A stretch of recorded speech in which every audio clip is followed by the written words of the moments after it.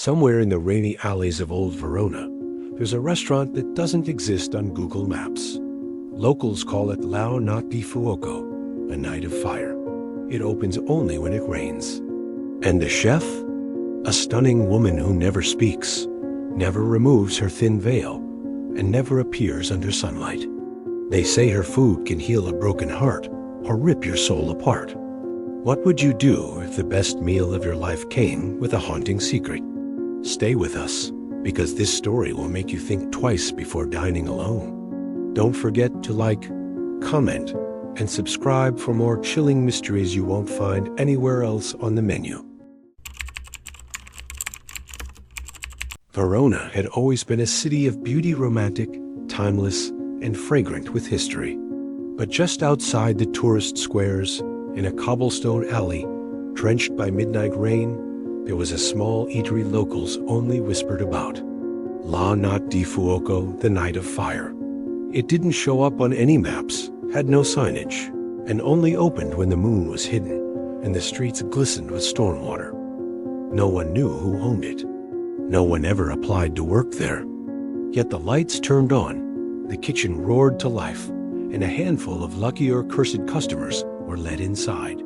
Jason, a traveling food critic from London, had heard of the place from a cab driver who only spoke after swearing him to secrecy. "Don't go looking for the woman," the driver had muttered. "She finds you, and when she does, you'll taste things you've never tasted before. But don't ask for her name. Don't ask what's in the food." Of course, Jason thought it was all part of some eccentric marketing scheme. But he was a curious man. And curiosity, for better or worse, always led him to the darkest corners of the culinary world. It was the third night of rain. Cold mist clung to his coat as he wandered near the alley described by the driver. He didn't see a door, but he smelled it. A rich, intoxicating aroma: rosemary, blood orange, and something darker, like burning wood and warm skin. A door creaked open. Candles flickered inside. And standing there, wrapped in black linen with a translucent veil over her face, was the chef. She said nothing, just tilted her head slightly and stepped aside. The dining room was surreal. One large table, no other guests. No menu. Jason sat. Music floated from somewhere, maybe a gramophone or a radio from another time. Then she returned with the first course, a deep red soup served in a bowl carved from stone.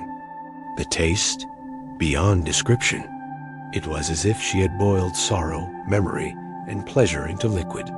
Each course became more intense, a golden risotto that shimmered, lamb so tender it fell apart from the heat of his breath.